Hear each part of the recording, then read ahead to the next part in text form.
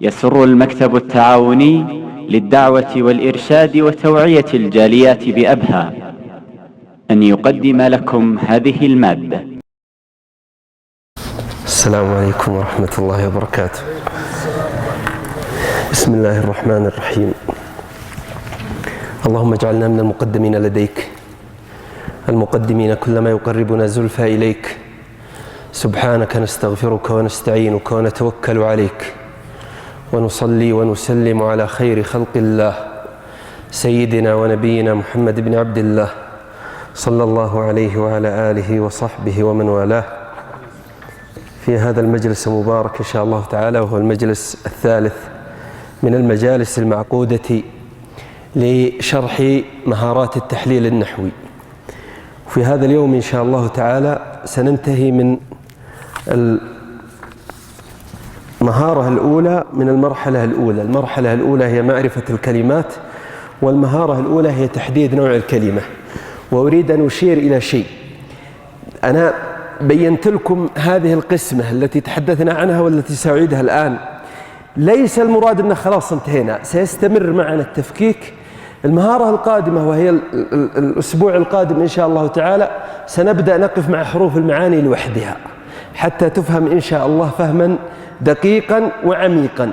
لذلك أنا قلت لكم أن سنشرح النحو إن شاء الله تعالى بشكل توسعي، يعني نبدأ ولا نقطع تقطيعا، وإنما نشرح معا، ولكن نتوسع شيئا فشيئا حتى نأتي على النحو كلها إن شاء الله تعالى. جعلت لهذا الدرس شرط، وهو أنه قابل للإتقان إن شاء الله تعالى، ولكن بشيء من التطبيق. تذكرون أني قلت لكم أن الهدف من النحو هو التعامل مع النص، سواء كان التعامل مع النص من أجل إنشائه، أن تكتب خطبة أو تكتب قصيدة أو تكتب كلمة أو تكتب مقالة أو تؤلف كتابا أو تكتب بحثا علميا، أو تتعامل مع النص من أجل فهمه وتحليله. لذلك النحو متعلق بالنص كما قلنا ذلك مرارا، والنص يتكون من جمل، والجمل تتكون من كلمات. لا بد من معرفة الكلمات معرفة دقيقة كما ذكرت لكم، وقلنا إن الكلمات إما أن تكون أفعال، وإما أن تكون حروف معاني، وإما أن تكون أسماء. فعندنا كلمات لا تكون إلا أفعالا وقد عرفناها بعلاماتها، وعندنا أسماء لا تكون إلا أسماء وقد عرفناها بكلماتها بعلاماتها، وعندنا حروف معاني لا تكون إلا حروف معنى وقد جمعناها وعرفناها بعلاماتها. وقلت لكم إن عندنا هنا جزء مشترك بين الأفعال وبين الحروف لا بد أن يتضح، وعندنا هنا جزء مشترك بين الحروف وبين الأسماء لا بد أن يتضح. وهنا وقفنا في الأسبوع الماضي، ومن هنا نبدأ إن شاء الله تعالى. سنبدأ بالمشترك بين حروف المعاني وبين الأفعال. نجد عندنا 3 كلمات: عدا وخلا وحاشا. هذه الكلمات ال3 مشتركة بين الحروف وبين الأفعال. كيف جاء الاشتراك؟ وكيف عرف النحاة أن هذه الكلمات مشتركة؟ وجدوا من العرب من يستعملها استعمال الحروف، ومن العرب من يستعملها استعمال الأفعال. ثم وجدوا هذا الاستعمال من حيث نسبته عند العرب كثير هنا وكثير هنا، لذلك لم يكن في وسعهم أن يرفعوا أحد الاستعمالين عن الآخر، لأن اللغة العربية الفصحى كيف جاءت لا يعني أن جميع العرب كانوا يتحدثون بها في وقت واحد. لذلك كان في الجاهلية من يقول أبوش وأمش في مخاطبته للأنثى، ومن يقول أبوك وأمك، لكن الذي يقول أبوك وأمك نسبته غالبة طاغية على العرب، في حين أن الذي يكشكش نسبة ماذا؟ ضئيلة. ثم إن القرآن الكريم جاء بالوقوف على الكاف دون قلبها، لذلك رفعوا هذه وذكروا الأخرى، ولكنهم جعلوها دون هذه، فجعلوا الفصاحة في هذه. لكن حين يستوي الأمران فإنهم يقولون هذا فصيح وهذا فصيح. ومنها هذه المسألة. وجدوا أن من العرب من يقول حضر القوم، طبعا ما أقوله في عدا، يقال في خلا ويقال في حاشا. حضر القوم عدا محمدا، فيأتي ما بعد عدا منصوبا، وهذا الكلام يحتاج إليه الشاعر كثيرا، لأن الآن أمامه خيارين: إن كانت القافية منصوبة فله أن يجعلها فعلا، وإن كانت القافية مجرورة فله أن يجعلها حرفا. وجدوا أن من العرب من يقول حضر القوم عدا محمد.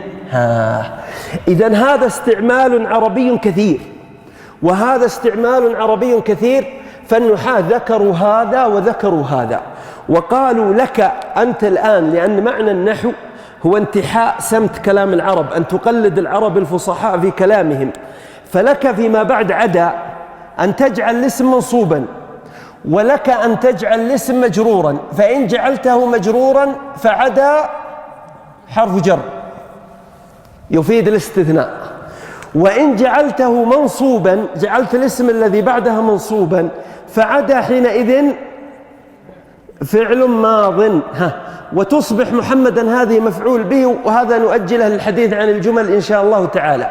المهم الآن المعرفة، بحيث أنك إذا سئلت عن عدا تقول عدا هذه لها عند العرب استعمالا، منهم من يستعملها فعل ماضي ومنهم من يستعملها حرف جر، فإذا كانت حرف جر فما بعدها يكسر، وإن كانت فعلا ماضيا فما بعدها ينصب. لذلك أنا قلت لكم هذه المرحلة هي مرحلة ماذا؟ معرفة الكلمات. لاحظ العلماء ملاحظة، وهو أن القبائل العربية التي تتكلم بهذا والقبائل العربية التي تتكلم بهذا إذا جاءت بكلمة ما قبل عدا فقالت حضر القوم، بدل ما هي عدا ما عدا، فإنهم جميعا يقولون ماذا؟ يقولون محمدا. فقال العلماء فهموا من هذا، لأن شوفوا النحو هو عبارة عن استنباط الأحكام من كلام ماذا؟ العرب. كل ما يقوله العلماء هو عبارة عن اكتشاف للنظام الذهني اللي في ذهن العربي، اللي بناء عليه يتكلم العربي الفصيح بطبيعته. فقالوا إذا سبقت بما فإن العرب يجمعون على النصب ولا يكون الجر. إذن الآن حين نتحدث عن خلا وعدا وحاشا نقول الآتي: إما أن تسبق بما أو لا تسبق بما. فإن سبقت بما المصدرية فهي فعل قولا واحدا عند جميع العرب، وما بعدها يكون منصوبا. وإن لم تسبق بما فإن من العرب من يجعلها فعلا فينصب بها، ومن العرب من يجعلها حرف جر فيجر بها. ومن هنا أتى الاشتراك بين عدا وخلا وحاشا. طبعا أنا أتعمد في محاضراتي ألا أتطرق إلى المسائل الخلافية ولا أخوض فيها، لأن هذا ليس من مقصودنا في هذا الدرس، وإذا أردنا أن نتحدث عن الجدل النحوي فسوف يأتي في مرحلة متأخرة إن شاء الله تعالى. بهذا انتهينا من الجزء المشترك. إذن عدا محسوبة في الأفعال ومحسوبة في ماذا؟ في حروف الجر. طبعا الأسبوع القادم إن شاء الله تعالى سنتحدث عن حروف المعاني ونقف معها حرفا بإذن الله تعالى، وستدخل معنا عدا وخلا وحاشا، ولكن ليست حرف معنى قولا واحدا، وإنما عند بعض العرب أو في استعمال من الاستعمالات العربية الفصيحة. هذا المشترك بين الأفعال وبين حروف المعاني. بقي لنا في هذا اليوم إن شاء الله تعالى أن نتحدث عن المشترك بين حروف المعاني وبين الأسماء، ولكن أقف الآن لأستمع إذا كان هناك أي سؤال في هذا قبل أن أمحو هذا الكلام ليستغل المساحة في شرح المشترك بين حروف المعاني والأسماء. تفضل يا شيخ.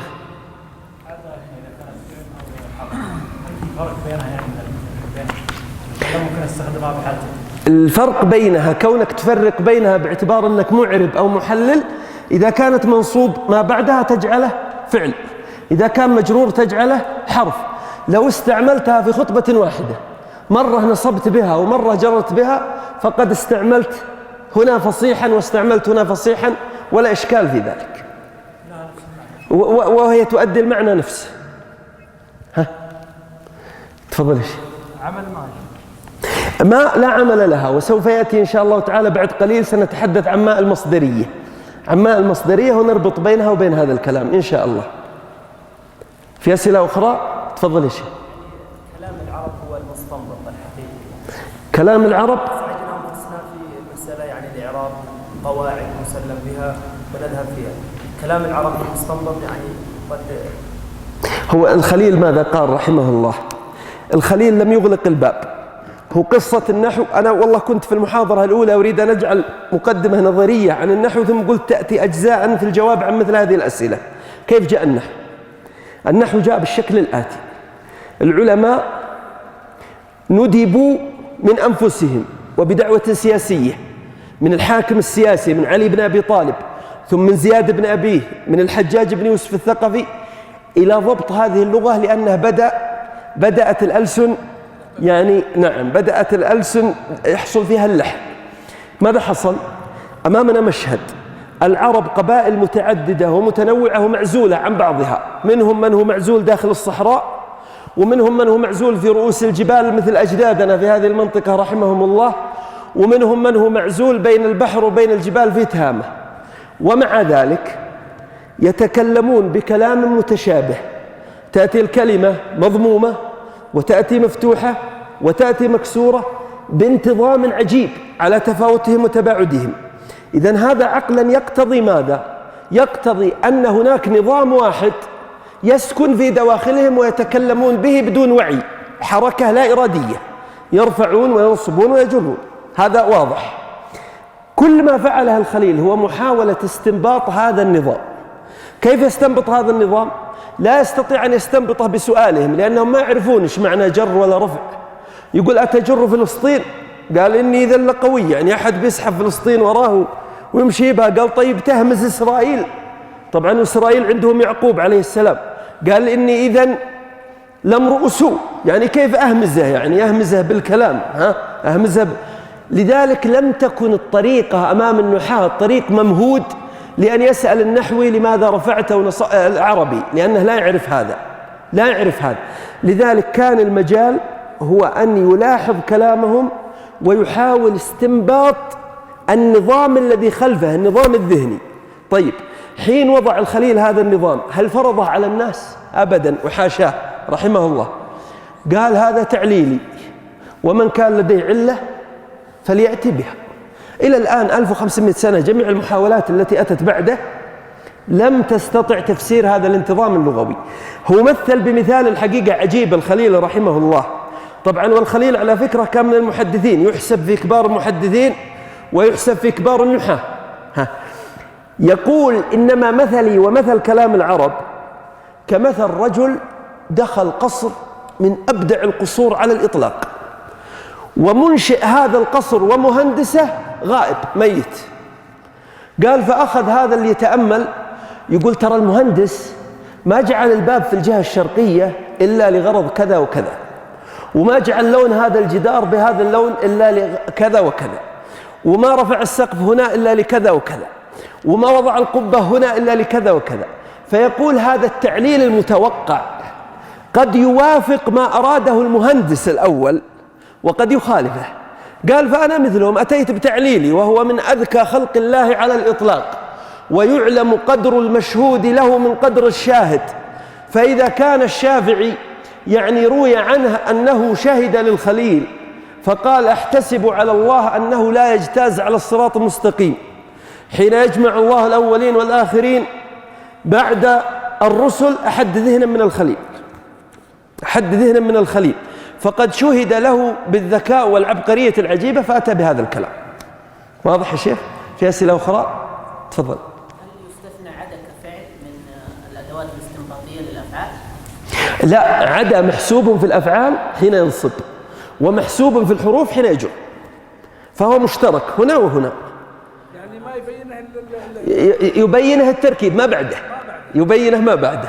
لذلك لو كان ما بعده لا تظهر عليه العلامة، كأن نقول حضر الطلاب إلا عيسى، فعيسى هذا تستطيع أنت بمعرفتك الآن تقول يمكن أن يكون مفعول به ويمكن أن يكون اسم مجرور وهكذا. تفضل يا شيخ. هي نحن قلنا هي تدل على الاستثناء هنا أو هنا المعنى واحد، ولكن نتحدث عن حقيقتها، هل هي فعل أو حرف، وهي تؤدي معنى الاستثناء هنا وتؤدي معنى الاستثناء هنا.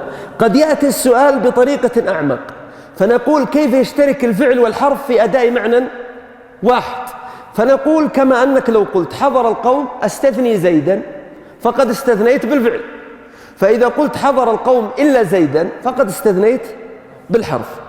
إذا ننتقل إلى الأسماء يا شيخ. طيب ننتقل الآن إلى الكلمات المشتركة بين الأسماء وبين الحروف. نأتي عند إذ وإذا، وهي من أطرف الأمور يعني هذا الاستعمال الذي تأتي به إذ وإذا.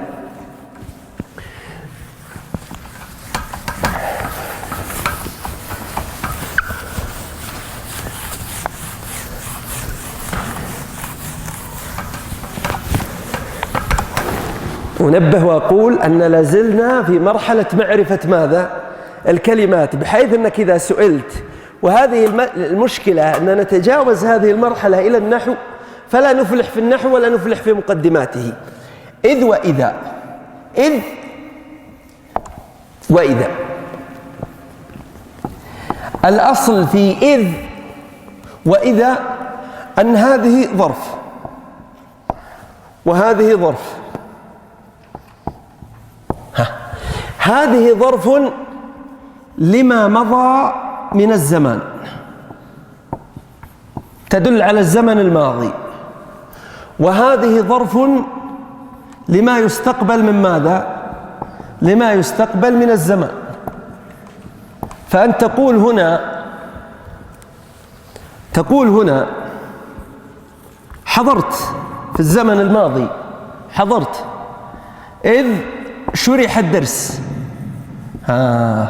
لاحظوا معي أنها تدل على الزمان، لأن إذ هنا بمعنى ماذا؟ حين. حضرت حين شرح الدرس، حين شرح الدرس. لكن في إذا تقول سأحضر إذا بدأ ماذا؟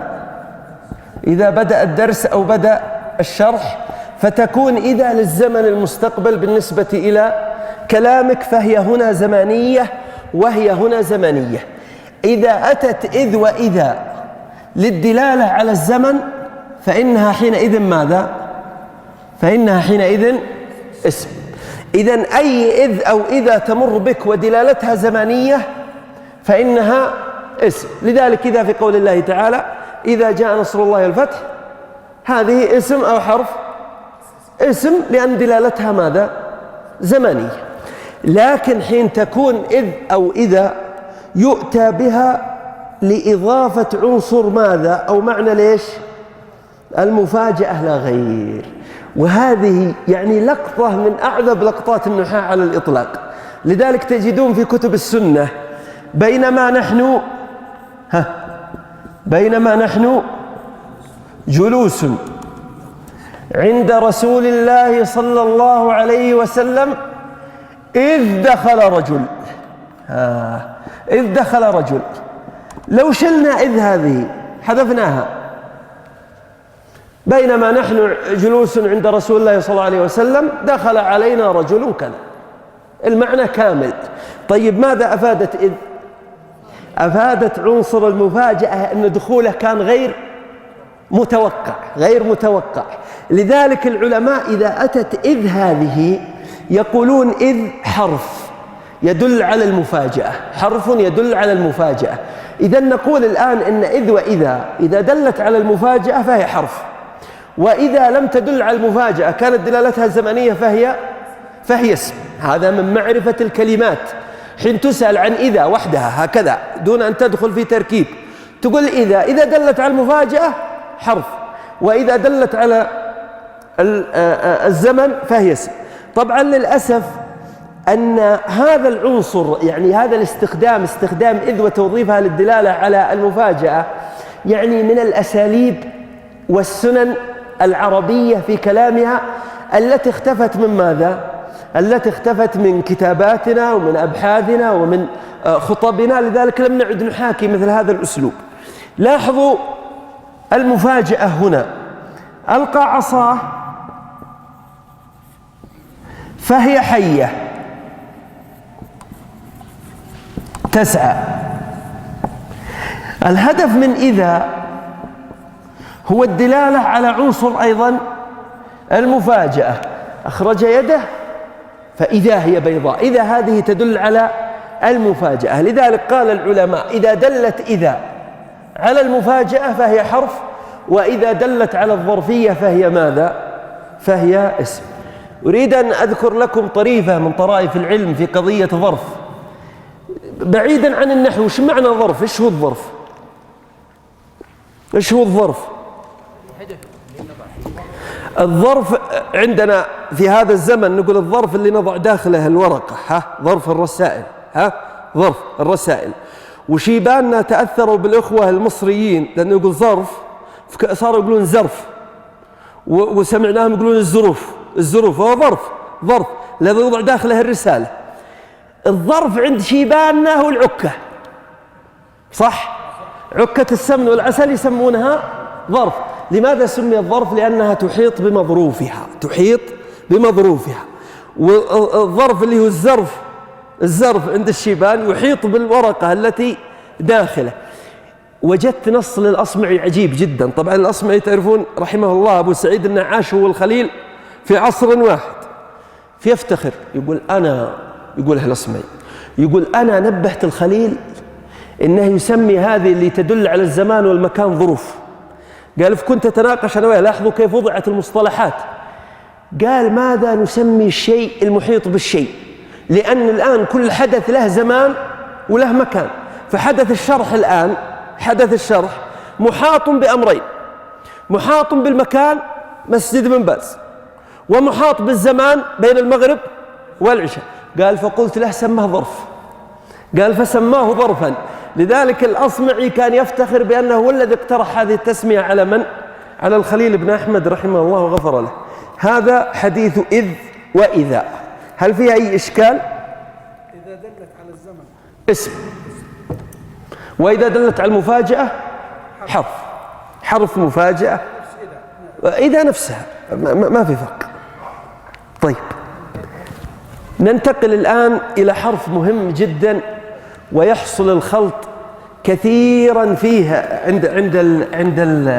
عند طلاب العلم.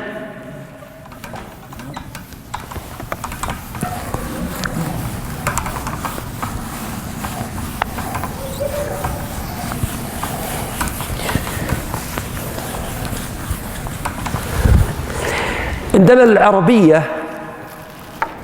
اللغة العربية تستخدم تقنية الإلصاق، وهو أن تلصق بالكلمة حرف يكون له معنى ويكون ملتصق بهذه الكلمة.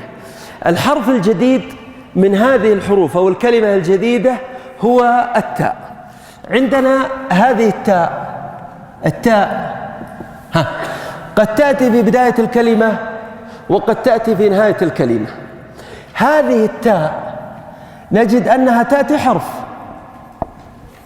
حرف وتأتي اسم. لا بد أن يكون لدى طالب العلم معرفة بهذه الاستعمالات قبل أن يخوض في النحو. أولا، كونها حرف، القسم الأول هو أن تكون حرف قسم مثل الواو، وإذا كانت حرف قسم فإنها حرف جر، لذلك تأتي قبل المقسم به. والمقسم به بالنسبة لنا نحن المخلوقين هو الله سبحانه وتعالى، تالله. لذلك هذه التاء إذا جاءت نائبة عن واو القسم فإنه يقال التاء حرف قسم، ولفظ الجلالة اسم مجرور بها. هذا الاستعمال الأول بالتاء إذا وضعناه قبل الكلمة. الاستعمال الثاني الذي يحصل فيه الخلط كثيرا وهو أن تكون حرف تأنيث، وسوف أؤجل التمثيل له حتى أذكر وقوعها اسم. تقع اسم إذا كان الضمير يضمر الدلالة على من؟ ضمير يعني مضمر أو تضمر داخله الدلالة على المتكلم عن نفسه، أو المخاطب يعني المذكر الذي أخاطبه بالكلام، أو المخاطبة أي الأنثى المفردة التي أخاطبها بالكلام. لاحظوا الآن يعني لولا الضمائر هي من علامات الاقتصاد اللغوي في العربية. تخيلوا لو ما عندنا التاء سأضطر للحديث عن نفسي. أنا أقول شرح محمد وأشير إلى نفسي أساس ما تفكرون أنه محمد ثاني، فأقول شرح محمد النحو. لذلك هذه التاء تختصر عليك فتقول شرحت. لاحظوا شرحت. هل يمكن أن أجمع بينها وبين الفاعل فأقول شرحت محمد؟ إذن هي الآن لها مسمى ولا ما لها مسمى؟ لها مسمى تدل عليه. لذلك التاء هنا اسم لأنها دلت على المتكلم، فتقول شرحت وذهبت وصليت العصر ورحت أنا وفلان لكذا وزرت فلان وعزيت فلان، فأنت تتحدث عن نفسك بهذه التاء، وهذه التاء تكون مضمومة. إذا خاطبت فإن نفسها ولكن تأتي بها ماذا؟ مفتوحة، فتقول شرحت. لذلك اللهجة اتهامية فصيحة في الوقف على ماذا؟ في الوقف على التاء. إذا خاطبك يقول أنت فهمت، أنت أخذت. هي التاء هذه المخاطب ويفتحها للدلالة على هذا المخاطب. لذلك هي هنا تدل على المخاطب، لأنه لا يمكن إذا كان اسمك خالد أقول شرح خالد الدرس، وإنما أقول له شرحته لأني أتكلم معه. وإذا كانت أنثى فإني أقول شرحتي هكذا بالكسر، ولا يجوز أن تكتب بالياء. لاحظوا أن العربية استغلت التاء مضمومة، واستغلت التاء مفتوحة، واستغلت التاء مكسورة، وأيضا استغلت التاء ساكنة. فنقول ماذا؟ هل فهمتم من الفاعل الآن هنا؟ إذا ليس اسما، قلت شرحت، لكن إذا قلت شرحت فهمتم الفاعل الآن؟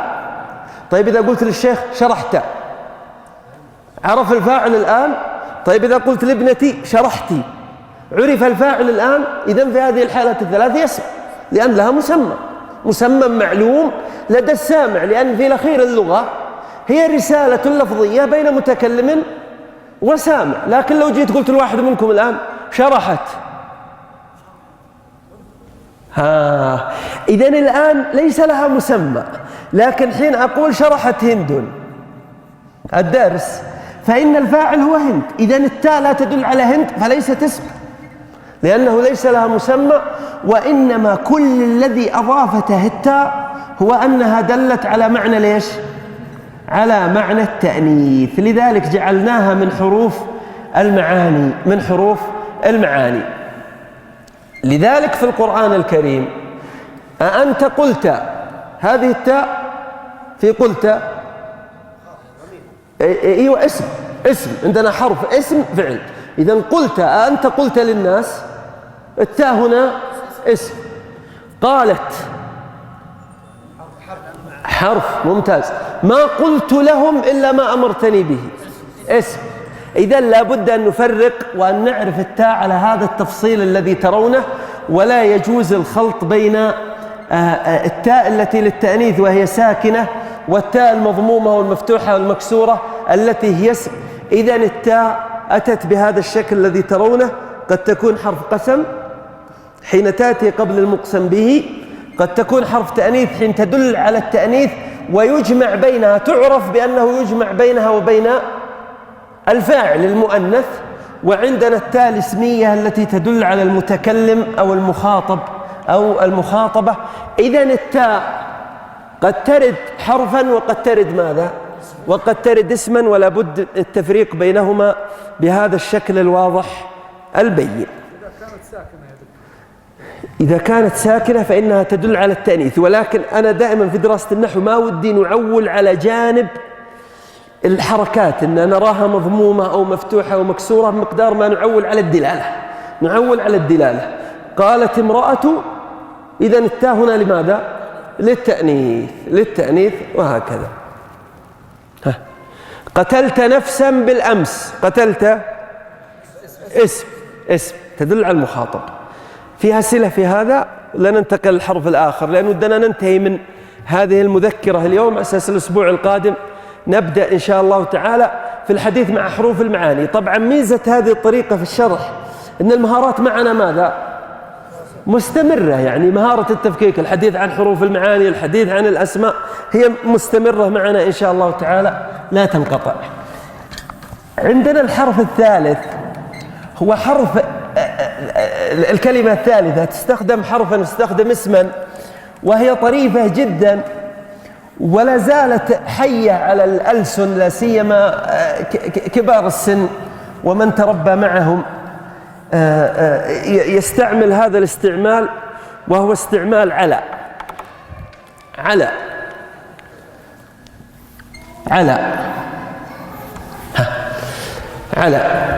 الآن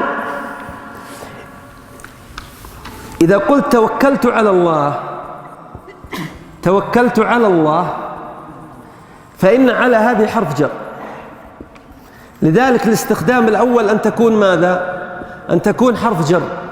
الاستعمال الثاني وهو استعمال طريف باق في المنطقة هنا في منطقتنا حتى الآن، وهو أن تستخدم على وقبلها من، وقبلها من، فتقول ناديت عليه أو تقول ناديته من على السطح. مستعملة ولا ما هي مستعملة؟ لا زالت مستعملة. وتقول والله أنا مشيت من على السور، مشيت من على السور، من على السور، من على السور، من على.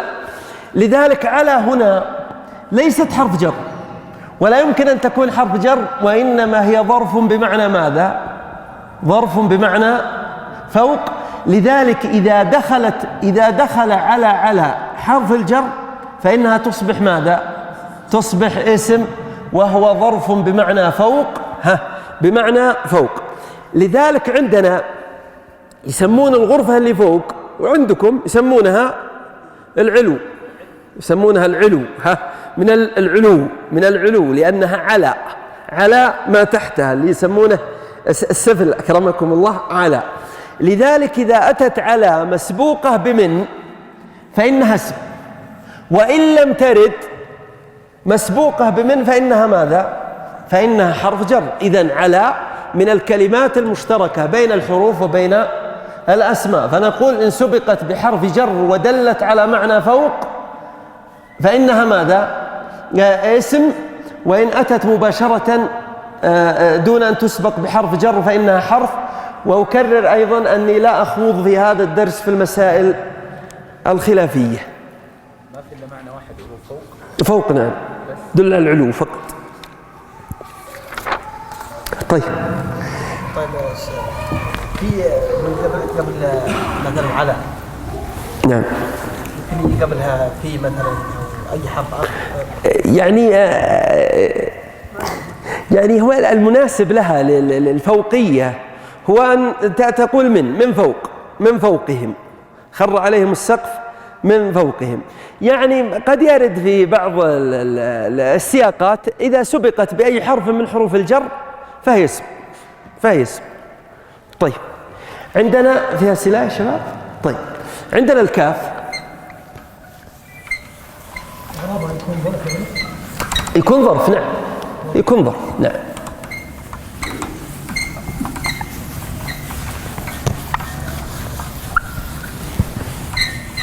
طبعا حقيقتها ظرف. إذا كنت تسأل عن الإجراء الإعرابي فإنها إذا سبقت بمن ستقول من حرف جر وعلى اسم مجرور، وهذا لا يخرجها عن ظرفيتها. لذلك تقول من فوقهم، من حرف جر وفوق اسم مجرور. جزاك الله خير. اللي ما عنده مذكرة يا إخوان وحب أنه يأخذ مذكرة يتفضل.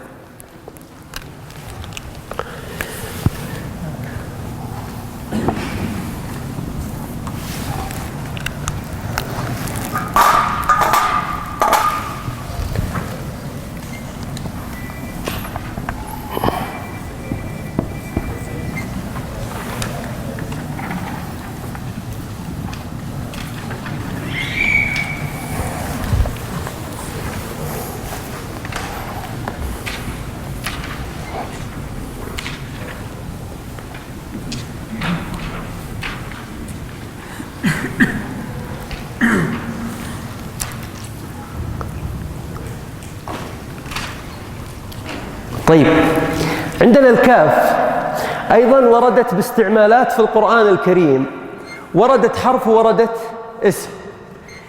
حرفيتها تكون في موضعين، وهو أن تكون حرف جر يفيد ماذا؟ يفيد التشبيه. لذلك في القرآن الكريم أو كالذي مر على قرية كالذي، لذلك تعرف أنها حرف تشبيه بأن معناها هو معنى ماذا؟ مثل، أو مثل الذي مر على قرية، في قول الله تعالى كما أخرجك قومك، كما أي كإخراج قومك لك، كما كذلك أي كهذا، كذا أي كهذا. لذلك حين تمر بك كذلك في القرآن الكريم، كذلك يعني مثل ذلك، مثل ذلك. كما أخرجك قومك مثل ما أخرجك قومك، وهكذا. إذن الكاف التي تأتي في البداية بهذا الشكل هي حرف جر، وما بعدها سيكون اسم مجرور. إذن لاحظوا أن معرفة الكلمات ستيسر لنا فيما بعد معرفة الإعراب إن شاء الله تعالى. عندنا الأمر الثاني هو أن تكون حرف ماذا؟ حرف خطاب للدلالة عليك أنت المخاطب. ولاحظوا معي هنا أنها تكون اسم حين تكون ضمير يدل على من؟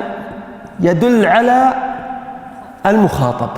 نريد أن نفرق تفريقا واضحا بين ضمير للمخاطب وبين حرف خطاب. شوف، إذا قلت ذا الكتاب مفيد، لاحظوا معي أن اسم الإشارة هو ذا. طبعا نحن نضيف لها هذا، طبعا تكتب متصلة اختصارا، ولكن الحقيقة أنها كلمة وذا كلمة. لذلك في لهجتنا الدارجة نقول وش ذا؟ وش ذا؟ أي ما هذا، هذا. لذلك إذا قلت ذا الكتاب مفيد، إن أردت التنبيه أتيت قبلها بماذا؟ بها. ما أردت التنبيه ولكنك أردت الخطاب، فقط تضيف معنى الخطاب، تقول ذاك الكتاب مفيد. هذه الكاف الحقيقة ليست من اسم الإشارة، وإنما هو حرف أتي به للدلالة على ماذا؟ للدلالة على معنى الخطاب. تريد أن تدل مع الخطاب على معنى البعد، فتأتي باللام. لذلك أصلها كذا، يعني أنا أكتبها بهذا الشكل، تكتب بدون ألف، لكن أكتبها ليبين لكم أن اسم الإشارة هو ماذا؟ ذا. طيب اللام ماذا أضافت؟ ما الفرق بين ذاك وذلك؟ قالوا اللام إذن حرف يدل على ماذا؟ يدل على البعد، لا محل له من الإعراب.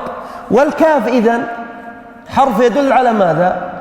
يدل على الخطاب، لا محل له من الإعراب. وهذا هو المراد بهذه الكاف، الكاف التي تأتي لا لتدل على المسمى المخاطب، وإنما تدل فقط على معنى ليش؟ على معنى الخطاب. لذلك في القرآن الكريم لاحظوا معي، أرأيت الذي فضلت علي، أرأيت هذه المعنى كامل. طيب إذا أتيت بالكاف وقلت أرأيتك، الكاف هنا لا معنى لها إلا الدلالة على ماذا؟ الدلالة على الخطاب، الدلالة على الخطاب، لا غير، لا غير. لذلك هذه الكاف تختلف عن الكاف حين أقول اللهم لك الحمد. لاحظوا معي، هل الكاف هنا تدل على الخطاب ولا تدل على المخاطب؟ تدل على المخاطب، تدل على المخاطب. إذا قلت عبدتك فإن الكاف تدل على المخاطب أيضا، تدل على المخاطب. إذا قلت إنك فإن الكاف إنك غفور رحيم، فإن الكاف تدل على المخاطب.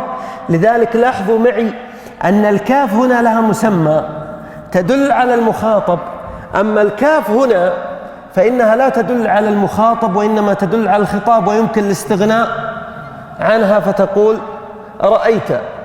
أرأيت، وهنا يمكن أن تستغني عنها فتقول ذا الكتاب مفيد. لذلك هذه الكاف التي تفيد الخطاب فقط يمكن أن يستغنى عنها، أما هذه فإنها تدل على المخاطب، تدل على ذات المخاطب فهو مسمى لها، لذلك هذه اسم وهذه حرف، وهنا تكون حرف جر.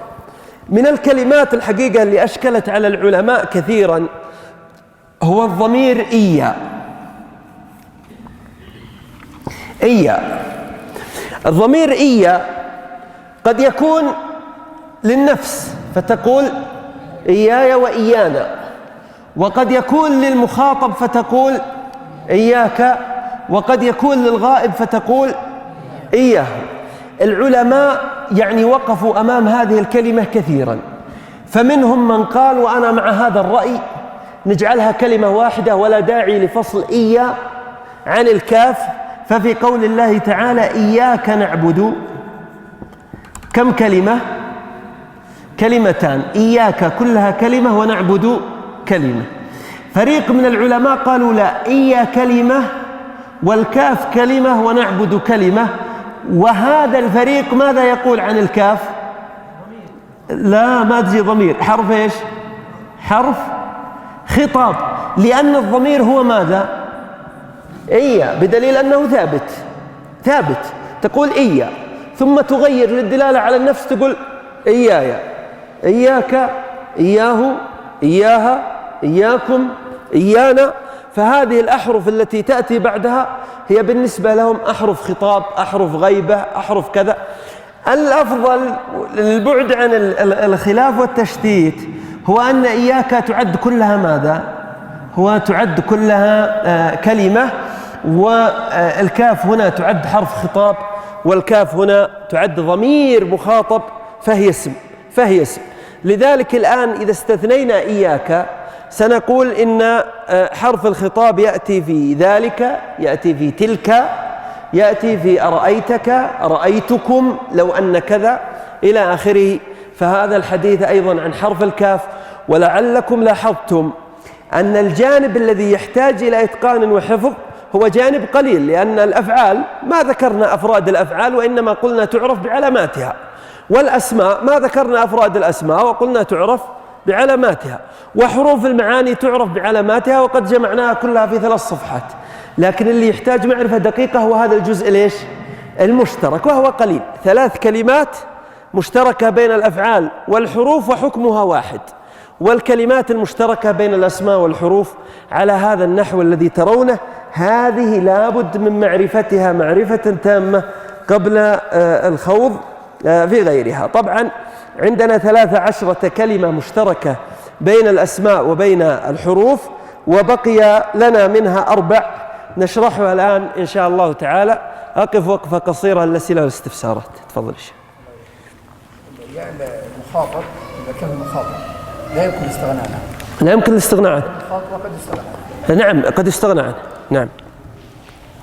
الله يحفظك. ما هي مقاربة اللهم لك، لأن المخاطب واحد، واضح المخاطب الذي قلنا إياك المقصود به الله جل وعلا. نعم. في إياك وفي لك، اللهم لك. فتريد أن تقول إن الكاف هنا ضمير. تريد أن تقول إن الكاف هنا ضمير. هذا قول قال به بعض العلماء، ولو قلت لك من قال به يمكن خلاص ما تتراجع على قولك. قال به الخليل. قال به الخليل. لكن المشكل على هذا، لأن شوفوا يعني من قواعد الأصوليين في القواعد يعني طرد القواعد، أن تكون القاعدة ماذا؟ مضطردة، حتى لو كان على حساب أن أنكر قولا للخليل أو أن أرد. طرد القاعدة مقصد من مقاصد التعليم، أن القاعدة تكون واحدة. فالمشكلة أن رأي الخليل هنا، طبعا أنا دائما أتحاشى أن أخوض بكم في هذه الأمور الأصولية الجانبية. مشكلة قول الخليل هنا أنه يؤدي إلى شيء لا نظير له. إيش هو الشيء الذي لا نظير له؟ إضافة ضمير إلى ضمير، فأي ضمير والكاف ضمير، فيلزم من قول الخليل إضافة الضمير إلى الضمير، وهذا لا نظير له فيرد لعدم النظير، يعني حتى لا يكون قولا فردا يعني كذا. لذلك أنا مع من العلماء، لأن المقصد في الأخير هو التعليم، أنا مع من قال إن إياك كلها ماذا؟ ضمير بعدا وخروجا من ماذا؟ من الخلاف، لأن النحو يجب أن ينقسم إلى نحوين: نحو تعليمي ونحو مرجعي.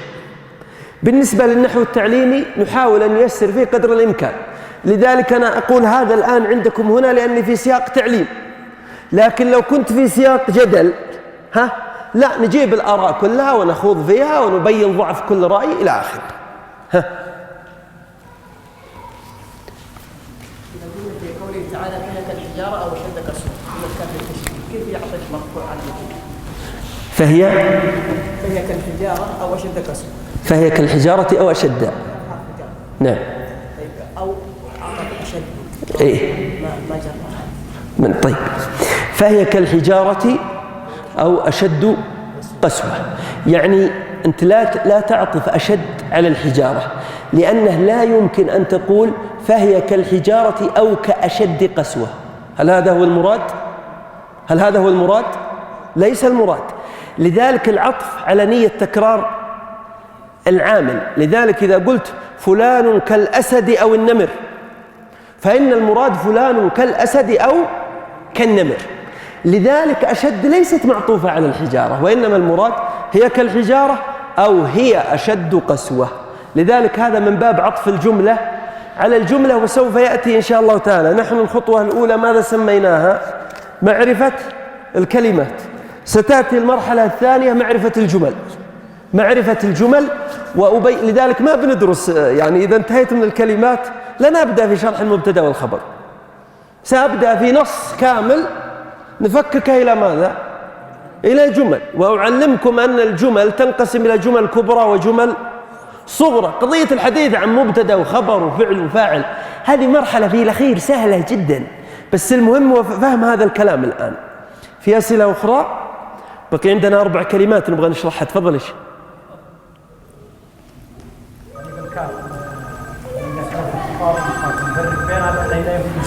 نعم، إذا كان يمكن الاستغناء عنها مثل ذلك تلك فإنها حرف خطاب، وإذا كانت لا يمكن الاستغناء عنها مثل لك لا يمكن أن تستغني عنها، لكم وهكذا، فإنها تكون اسم ضمير. نعم نعم، لأن اسم الإشارة في تلك هي اسم الإشارة. لذلك لا زالوا إلى الآن في النماص يقول تيه، لا زال يشير إلى الأنثى بماذا؟ بتيه، يقول مذابتيه. إذا كان يتكلم عن بنته ولا يقول مذابتيه، يعني ما بهذه، والها هذه ها الإسكت، السكت التي في ماهية ومالية وهكذا. لذلك العلماء إذا ذكروا أسماء الإشارة يقول ذا وذه وتي وته. لذلك أنا سمعت هنا في العسير يقول اشته، أليس كذلك؟ ته السيارة، يعني هذه، فهذا هو اسم الإشارة.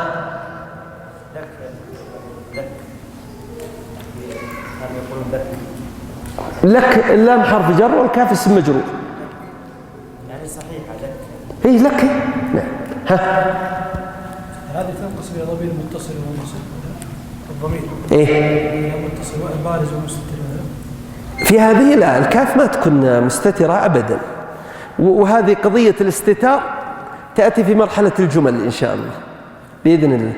خلاص يا شيخ عن الكاف. نعم.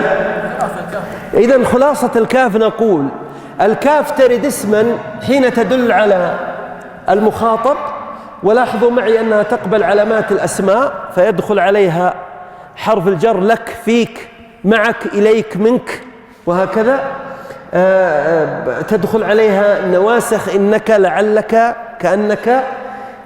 حين في هذه الحالة تكون اسم، وقد تكون حرف بطريقتين: إما أن تكون حرف جر يدخل قبل الكلمة لأجل التشبيه كما قلت لكم كالحجارة في المثال المكتوب بين أيديكم، كالذي مر على قرية، كذلك كما في كل هذه المواضع تكون حرف جر وتكون حرف خطاب حين يكون الهدف منها الدلالة على معنى الخطاب ويمكن الاستغناء عنها.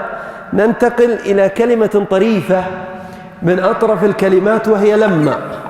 وللأسف الشديد أن لما هذه يعني تسأل عنها طلاب المستوى الثامن في قسم اللغة العربية فلا يعرفونها ولا يلامون في ذلك، لأنها لم توضح لهم من البداية لما ما أنواعها بمعرفة الكلمات وكيف يستعملها حين ينشئ الكتابة. لذلك هذه مرحلة مهمة جدا للأسف يتجاوزها التعليم العام والتعليم العالي عندنا سريعا.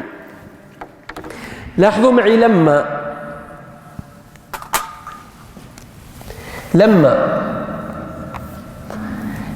هذه قد تكون اسم وقد تكون حرف. ولاحظوا معي أن عندنا كثير من الأساليب القرآنية أساليب مهجورة لا نحاكيها، وهذه مشكلة. لما تأتي حرف وتأتي اسم. طيب، حرف قد تكون حرف نفي وقد تكون حرف استثناء، وحرف استثناء هذه من الأساليب المهجورة اللي ما عاد أحد استعملها ويحاكيها. متى تكون لما حرف نفي؟ تكون إذا صارت بمعنى لم وتؤدي معنى النفي. تسألني تقول وين فلان؟ فأقول لم يأتي. لم أضافت معنى النفي، نفي وصوله. طيب، إذا قلت لما يأتي، فلم تشبه لما إلا أن بينهما فرق، وهذه من الفروق التي يجب أن تدرك. في هذه الحالة لما التي بمعنى لم ويؤتى بها لنفي حصول الفعل، هذه حرف نفي حرفية. طيب، ما الفرق بين لم يأتي ولما يأتي؟ أن تستخدم لما إذا كنت تتوقع انقطاع النفي. فإذا اتصل بواحد الآن وقال أنا في الطريق جايكم إن شاء الله، وسألتموني قلتم فلان جاء، المفروض ما أقول لم يأتي وإنما أقول لما يأتي. والمفروض أنت بعربيتك تفهم أن الرجال يتوقع ماذا؟ قدومه، يتوقع إتيانه. لذلك لكن لم يأتي هذا يعني جهلك، أنت لا تتوقع، قد يأتي بس أنك لا تتوقع أنت وليس لديك ما يشعر بذلك. لذلك من أرجل اللمحات القرآنية للإعراب على الإطلاق قالت الأعراب آمنوا قل لم تؤمنوا، يعني إلى الآن ما وصلتم الإيمان، ولكن قولوا اسلمنا، لأن دائرة الإسلام أوسع من دائرة الإيمان. قولوا أسلمنا. ولما هذه لما فيها بشارة، يعني ترى إن شاء الله يعني بس يزيد الإسلام في قلوبكم بتصيرون تنتقلون من درجة مسلم إلى درجة. لو أن الله تعالى قال له ولم يدخل الإيمان لانقطع رجاؤهم، ولكن حين قال ولما يدخل الإيمان فهذا فيه تحفيز لهم من أجل ماذا؟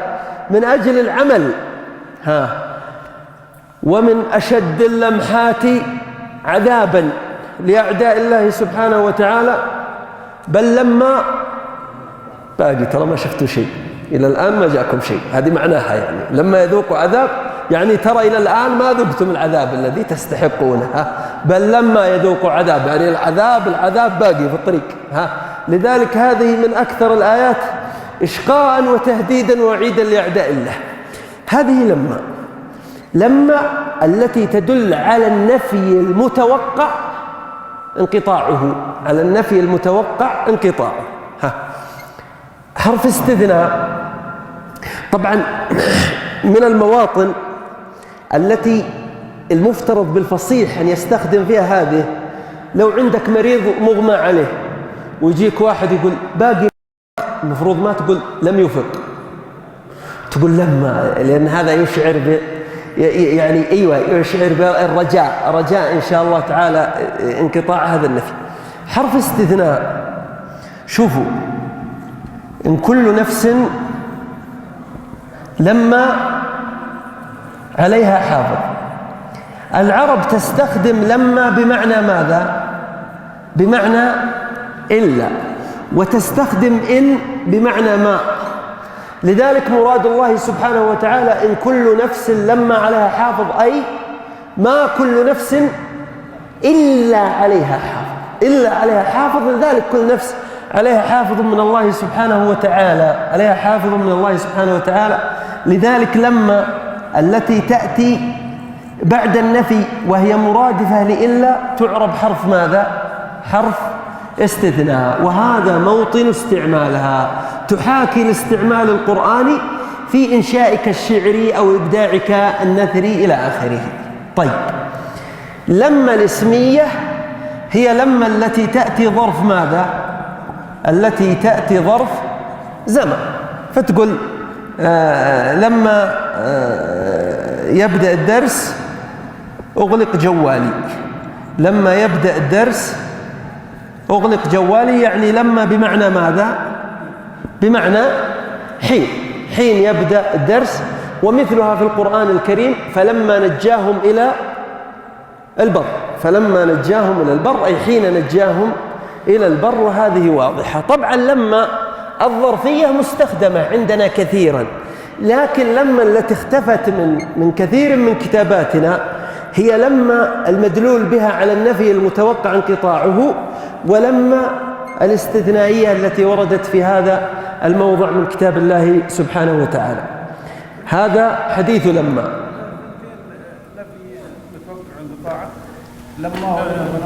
لا، لما هذه التي تدخل لأجل النفي المتوقع انقطاعه. أما لما الاستثنائية فتعرف بأنه يصلح أن يكون مكانها ماذا؟ إلا. تعرف بالبديل، تعرف بالبديل الذي يحل محلها. تدل على الجهل. ماذا؟ لم تدل على أن السامع لا يتوقع انقطاع هذا النفي، لا يتوقع انقطاع هذا النفي، وإنما يستعمل لما مكانها للدلالة على علمه أو تفاؤله أو توقعه بانقطاع هذا النفي.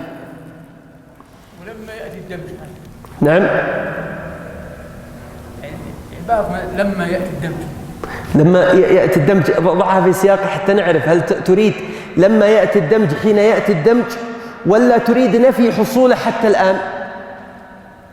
ماذا تريد الآن بقولك لما يأتي الدمج؟ نعم. إذن أنت تنفي وقوعه حتى الآن مع توقع ثبوته أو رجائه، إذن هي نافية. لكن حين تكون بمعنى حين فالجملة ناقصة. أنت حين تقول لما يأتي الدمج وتريد بلما النفي الجملة تامة. إذا قلت لما وأنت تريد حين فالجملة ناقصة تعرف في سياقها. واضح؟ طيب تفضل يا شيخ. لو أعدت النظرة في الاستثناء إن كل نفس لما عليها حافظ. طيب. كل نفس إلا عليها حافظ. نعم. ما كل نفس إلا عليها حافظ. أمسح هذا الجزء وأشرح لكم مكانه. شوف. نعم. أي مثال ثاني نعطيكم أمثلة أخرى. طبعا في القرآن الكريم وردت لما بهذا الشكل في هذا الموضع. شوفوا يا إخوان، إحنا حين نتحدث عن لما فالأصل الحديث عن إلا. في شيء في العربية يسمى ماذا؟ الحصر. كيف يمكن أن تحصر؟ تحصر المعنى في شيء.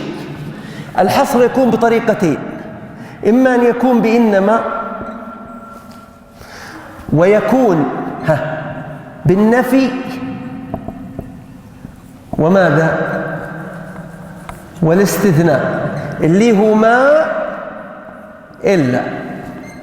لذلك حين أقول ما محمد صلى الله عليه وسلم إلا رسول، ما الفرق بينها وبين قولي محمد رسول؟ الفرق بينها أن المعنى هنا غير محصور، أما هنا فهو ماذا؟ محصور. ما محمد إلا رسول. ما المراد بهذا الحصر؟ أي محمد صلى الله عليه وسلم يؤدي الرسالة لغير. إنك لا تهدي من أحببت ولكن الله يهدي من يشاء، إنما عليك البلاغ. لذلك يحصر مهمته صلى الله عليه وسلم في إبلاغ ماذا؟ الرسالة. لذلك لو قلت إنما محمد رسول، إنما محمد رسول، فقد أديت المعنى نفسه ولكن عن طريق ماذا؟ إنما.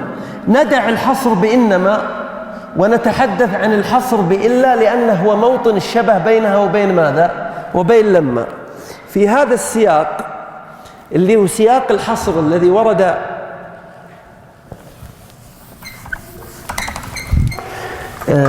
ورد فيه إن كل نفس لما عليها حافظ، تستطيع أن تستبدل إلا هذه بماذا؟ بلما، فتقول ما محمد لما رسول، وتصبح لما هذه حرف استثناء بمعنى ماذا؟ بمعنى إلا. طبعا ما هذه قد تعبر عنها إن تكون بمعنى ما، ولا ترد إلا في هذا السياق، في سياق الاستثناء. لذلك في كتاب الله تعالى إن الكافرون إلا في غرور، يعني ما الكافرون إلا في غرور، وهكذا. لذلك لما ترد مكان إلا في هذا السياق اللي هو سياق الحصر، سياق الحصر اللي كنت تسألني، واضح هذا الآن استعمال؟ طيب، فيه الآن ننتقل إلى ما اللي بعدها ما من أكثر الكلمات تفصيلا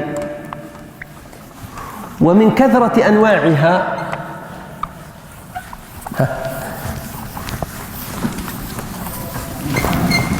نظرا لكثرة أنواعها يا إخوان، نجد علماء السلف قد أفردوها بالتأليف. لذلك وجدت في تراجمهم رحمهم الله يقولون وله كتاب اسمه ماذا؟ ماءات القرآن، لتنوعها، فيجمع الماء التي وردت في كتاب الله سبحانه وتعالى ثم يفرق بينها. لذلك رأيت في تراجم بعض العلماء رحمهم الله قالوا وله كتاب اسمه ماءات القرآن. ولا زال كتاب الزجاجي اللامات موجود، اللامات، أحصاء اللامات كما سيأتي لأنها متنوعة.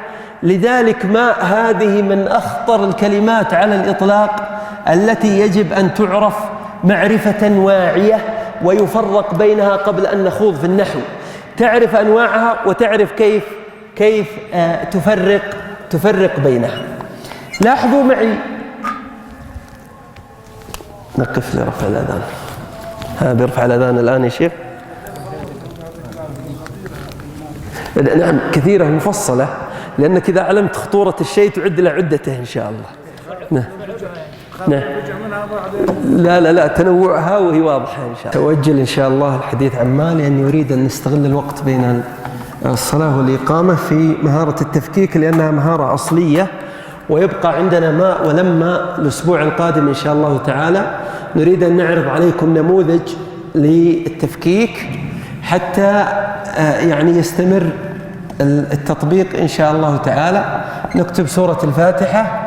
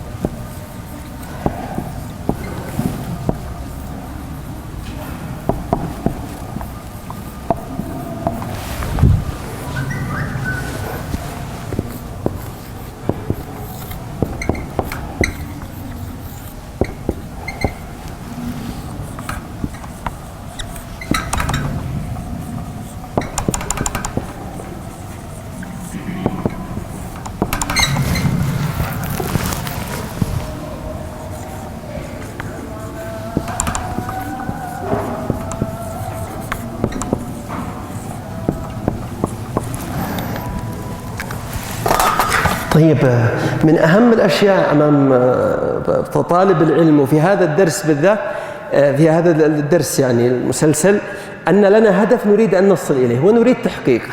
هدفنا في هذه المرحلة أن نفكك النص الكلمات، وأن نحدد هل نوع الكلمة حرف، اسم، فعل، لا غير. نجرب الآن. أبغى كل واحد الآن يحصي لي كم كلمة في سورة الفاتحة. كم كلمة؟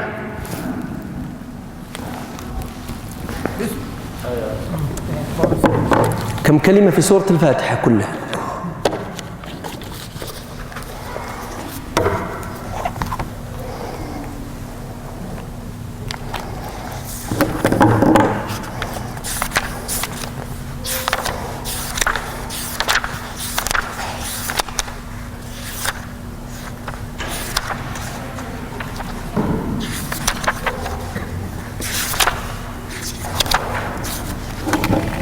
ها 36 كلمة، 37 كلمة، 37، 33، 35، كم و20؟ 28، 36 كلمة، 30 كلمة. إذن وجود هذه الفوارق هذا يعني أن عندنا ماذا؟ خلل في معرفة إيش؟ الاسم والفعل والحرف. والمشكلة أن في نفس الوقت إذا نبغى نبين جهل أحد نقول شفت فلان والله ما يفرق بين الاسم والفعل والحرف، وإحنا في أنفسنا ما نفرق أصلا بين الاسم والفعل والحرف. خلونا نشوف. باسم الباء كلمة واسم كلمة وأصلها كذا، لكن نظرا لكثرة استعمالها سقطت هذه الهمزة. والله كلمة، الرحمن، الرحيم. طبعا كان بعضكم سألني قال ليش ما أجعل الكلمة ورحمن كلمة؟ الأفضل ألا تفصل، لأن فصلها لا يؤدي إلى معنى يعني وظيفي فيما بعد في الإعراب. الحمد كلمة، لله أصلها لي، أليس هذا هو المراد؟ رب كلمة، العالمين كلمة، الرحمن كلمة، الرحيم كلمة، ما كلمة، ولك كلمة. والله مالك من الملك، مالك من الملك. إذن المفروض مالك هذه كلها كلمة. ونحن قلنا مهارة التفكيك تعتمد على الشيء البصري، حروف أمامك مفصلة، ولا على الدلالة؟ على الدلالة، على الدلالة. يوم والدين إياك كلمة أفضل يعني مع وجود الخلاف. نعبد الواو، إياك نستعين، اهدنا. وين الكلمة الأولى؟ المفروض ما تقولون اهد، المفروض تقولون اهدي، على أساس تعرف إن فيه يا، واليا هذه ماذا؟ محذوفة، لأن فيما بعد بنقول اهدنا فعل أمر مبني على حذف حرف العلة. لذلك أنتم في لغتكم إذا أمرت الواحد من المشي إيش تقول له؟ امش، وأنت تعرف إن أصلها امشي. إذن اهدي كلمة، والناء والصراط والمستقيم صراط الذين كلمتين. وين هي؟ لماذا طيب؟ إيش فائدة النون هذه اللي فصلتوها لوحدها؟ نعم، هي كلها كلمة واحدة. الذين، أيوة، أنعم كلمة والتاء كلمة. عليهم إيش هي الكلمة الأولى؟ على. إيش صار لعلى حين اتصلت؟ إيش صار لعلى حين اتصلت بهم؟ قلبت الألف إلى ياء. لذلك في بعض اللهجات ما يقلبها، يقول علاهم، علاهم وعلاه، يبقيها كما هي على. عليه غير كلمة، المغضوب على كلمة، هم كلمة، الواو كلمة، لا كلمة، والضالين كلمة. بغض النظر عن العدد، هذا هو التفكيك السليم. ما المطلوب منك في هذه المرحلة حتى نعرف هل أتقنت أو لا؟ أن تأتي إلى الباء فتقول حرف، اسم، اسم، اسم، اسم، اسم، حرف، اسم، اسم، رب، اسم. لا نريد أن نكون صوريين يضحك علينا. إحنا كتبنا في الحروف رب ولم نكتب رب. كونه راء وباء هذا لا يعني أنها حرف. رب شيء ورب شيء آخر. العالمين اسم، الرحمن اسم، الرحيم اسم، مالكي اسم، يوم والدين إياك اسم، نعبد فعل، الواو حرف، إياك اسم، نستعين اهدي، أن اسم، الصراط اسم، المستقيم اسم، صراط اسم، الذين اسم، أنعم فعل، التاء اسم، ممتاز، التاء اسم لأنها تدل على ماذا؟ المخاطب على حرف، وهم اسم وغير اسم، والمغضوب اسم على حرف، هم اسم، الواو حرف، اللاء حرف، الضالين اسم. هذا هو الهدف الذي نريد أن نصل إليه إن شاء الله تعالى، والذي يريد أن يطبق فعليه أن يطبق بهذا الشكل الذي ترونه. بقي عندنا عدد من الأسماء المشتركة بين الأسماء والحروف نشرحها ونطبق الأسبوع القادم إن شاء الله تعالى، ونكون قد أتممنا المرحلة الأولى في الوقت الذي قدرته لها سابقا. كنت أريد أن أوفر الأسبوع القادم لكن أدركنا الوقت في هذا الأسبوع، فنكون في هذه الخطوة سننهيها الأسبوع القادم، نكون انتهينا منها في شهر واحد، ونبدأ بعد ذلك إن شاء الله تعالى في الوقوف مع حروف المعاني حرفا لفهمها وقسمتها إلى حروف عاملة وغير عاملة. نكتفي بهذا القدر، وصلى الله وسلم وبارك على سيدنا ونبينا وقدوتنا محمد.